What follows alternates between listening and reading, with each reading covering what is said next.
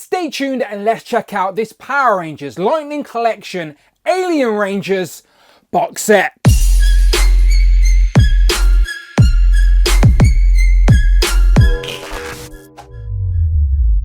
Pow, and welcome back to the channel, Dan Who Reviews. As always, my name is Dan W. Make sure you are following me on Instagram at It's Dan Who, and remember now you can hit that join button and become a channel member as well. Either show some love or join the members club. Much appreciated. Today we are taking a look at this Power Rangers Lightning Collection Mighty Morphin Alien Rangers. Now this is directly from Hasbro Pulse UK, but I believe it is still up for pre-order on Amazon as well. So mine is directly from Pulse. That is where this came from. So the box is massive. First and foremost, I apologise for the sloppy edges as it hardly fits on my review table. I've got a regular sized figure here in the Lightning Collection just to show you scale. It is massive, but it does include all 5 figures, and I do appreciate being able to complete a full Power Rangers team in one box set. I wish they did this more often. The only other example I can think of is maybe the Psycho Rangers. Otherwise, it genuinely takes years to complete a full Power Rangers team in the Lightning Collection. So it's just nice that if you want this team, you can buy it all in one box set, no waiting around, and you have your Alien Rangers. But who are the Alien Rangers? I will explain in a minute. But let's get this off the table and get the figures out, because as I said, it's just too sloppy. It's messing with my head. So the box art is really nice, plastic-free packaging. It sort of makes the White Ranger look silver, but otherwise you've got the water themed, you've got the alien spaceships. Nice packaging. On the back, you just get digital renders of all the 5 figures in the box: white, blue, black, red, and yellow, with every accessory the figure comes with. On one side, you've got alien helmets. On the other side, you've just got writing. Let's stop messing around and get this open. And for anyone curious, when you open the box, you are greeted with all of the figures individually wrapped in their own paper sort of section. So that is how the box looks when you open it. It doesn't feel very premium for the price point, but that is unfortunately the downfall of plastic-free packaging. But I don't care. Let's open these up. And here we have the Alien Rangers out of the packaging. Now each figure does come with its own set of accessories, so we will look at these individually one by one, even though essentially 4 of the figures are the same, just repainted. The only updated sort of pinless figure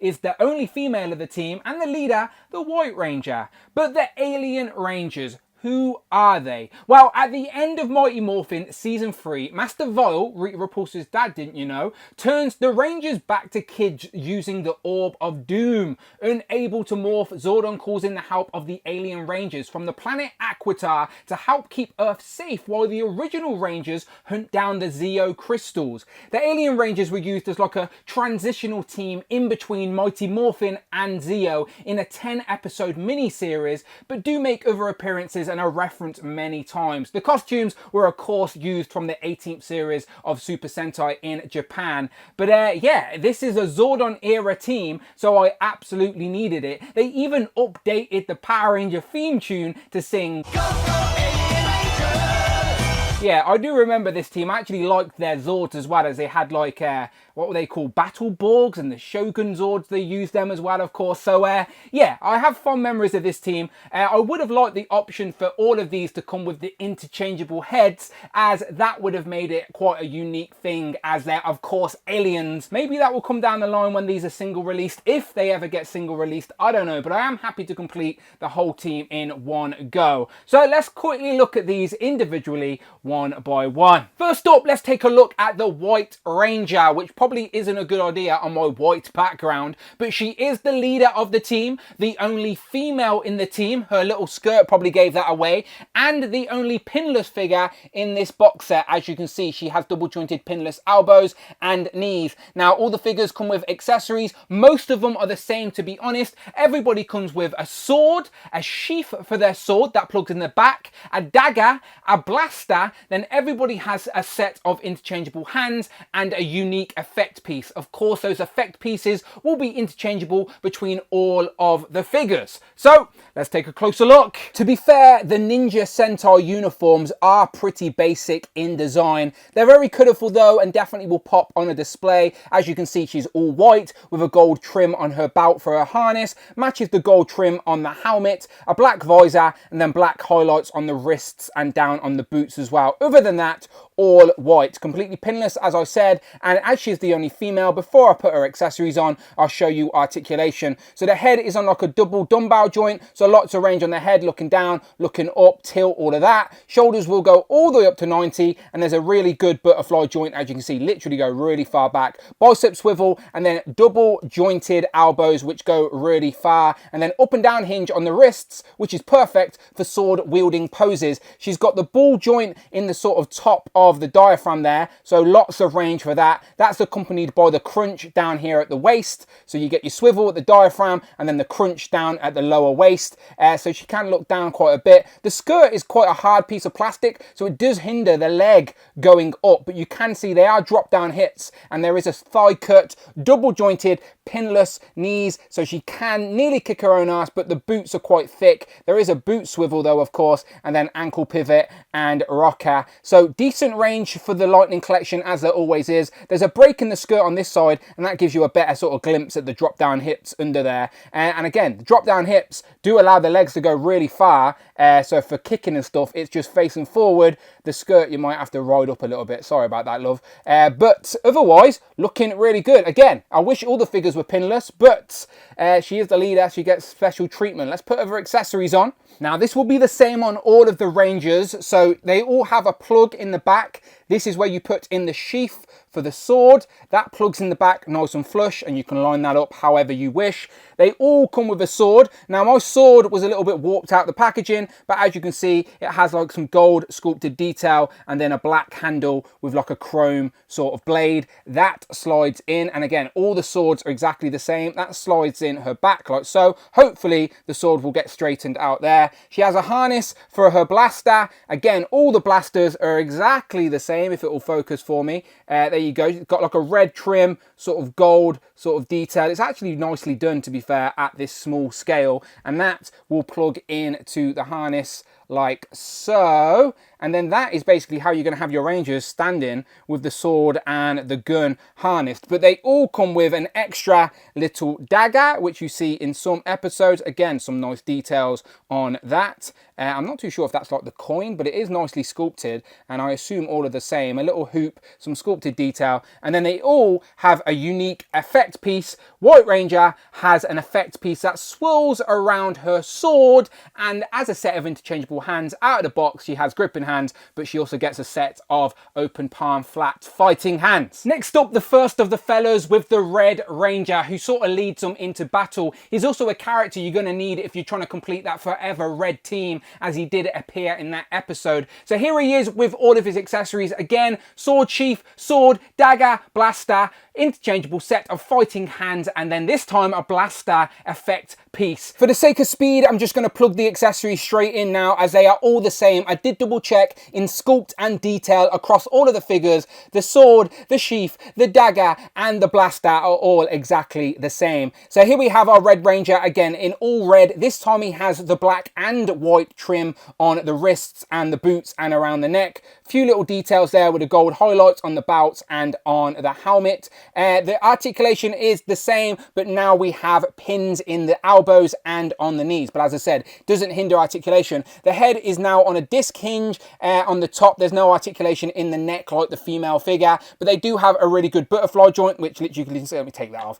Do have a good butterfly joint that goes all the way back. Arms will go way past 90, bicep swivel, and double jointed elbows, which go to about that. And the hinge in the wrist is up and down again because they wield swords. Again, diaphragm joint up here, lots of range, accompanied by the crunch at the waist. So these can go really far down, liking that. Drop down hips, no drop down hips on these guys, but they do have the thigh cut, double jointed knees, goes a little bit further than the female to be fair, boot, swivel, and also ankle pivot and rocker. So articulation is basically all there, it's just now with the pins. But Red's looking good. His unique accessory piece is a yellow blaster that plugs into the gun, and out of the box, Red comes with 2 trigger finger hands, so it doesn't matter which hand you want him to hold his gun, he can do so with the finger in the trigger, and the blaster does give him a little bit of life on the shelf. And then his other unique accessory is his own set of interchangeable fighting hands that are like open palm stylized. Next up, the Blue Ranger, who is the brains of the operation. For some reason, it's always the Blue Ranger, isn't it?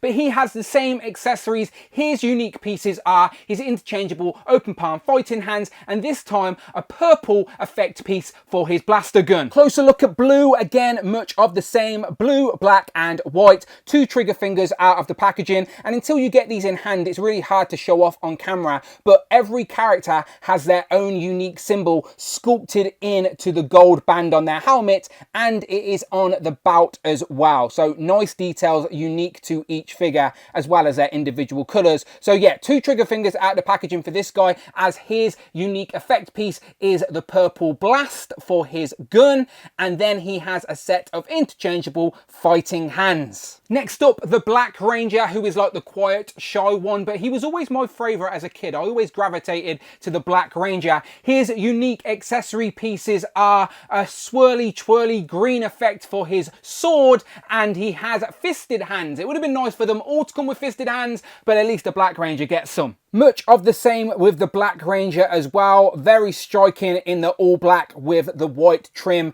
and the gold highlights. And again, if there was any sloppiness in the paint or anything, it's really easy to tell with the white against the black, but everything looks really clean. No issues with any sort of paint details, which has sometimes been an issue with Lightning Collection. So happy to report not so far on these Alien Rangers. Out of the box, he comes with a set of trigger finger hands to hold his blaster. Of course, he does have a set of fisted hands, which I just mentioned, so we can punch a putty in the face still. And then his effect piece is a green swirly twirly effect for his sword, just like the White Ranger. And then finally, we have the Yellow Ranger, who was the first male Yellow Ranger, at least for the Western world. It was more of a tradition in Japan, but he has the same accessories. His unique pieces are interchangeable fisted hands and also another blast effect in light blue for his blaster. And I really like how bright and vibrant the yellow is on this guy as well. He is the only figure to have a black belt rather than gold. All the other figures have that gold belt. He has a black belt and harness with like a gold emblem on the middle. Again, the gold trim up top. Otherwise, it is all the same with the black and white trims on the neck, wrists, and on the boots. But again, looking very clean,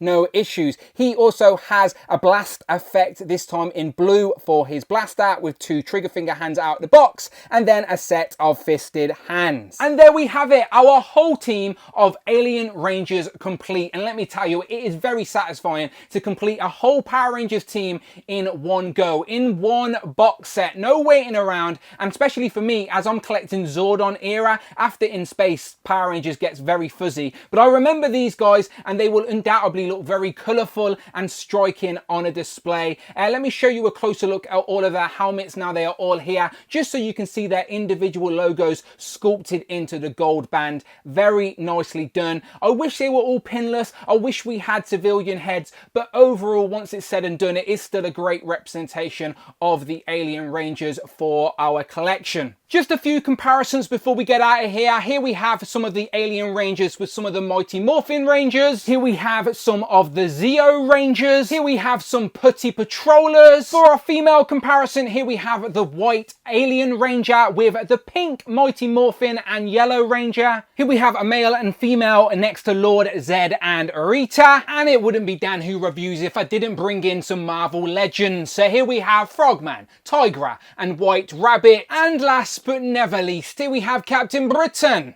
and Hal, Fire, Hank.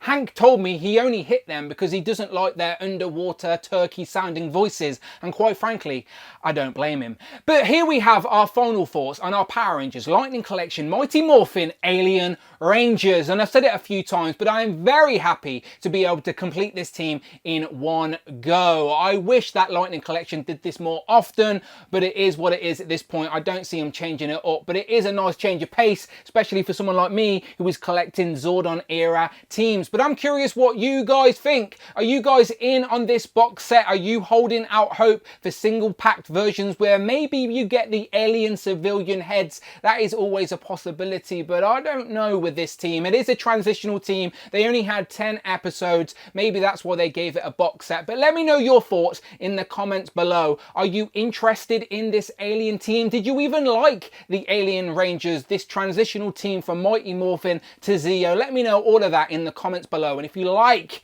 Lightning Collection, Marvel Legends, G.I. Joe, if you like toys and talking toys, you're in the right place. Check out the videos tab, find the playlists, but most importantly, please, please, please, hit that subscribe button, hit all on the notification bell, don't miss out on a video, and please hit that join button, become a channel member, either show some love or join the members club. Much, much appreciated. You can follow me on Instagram at It's Dan Who.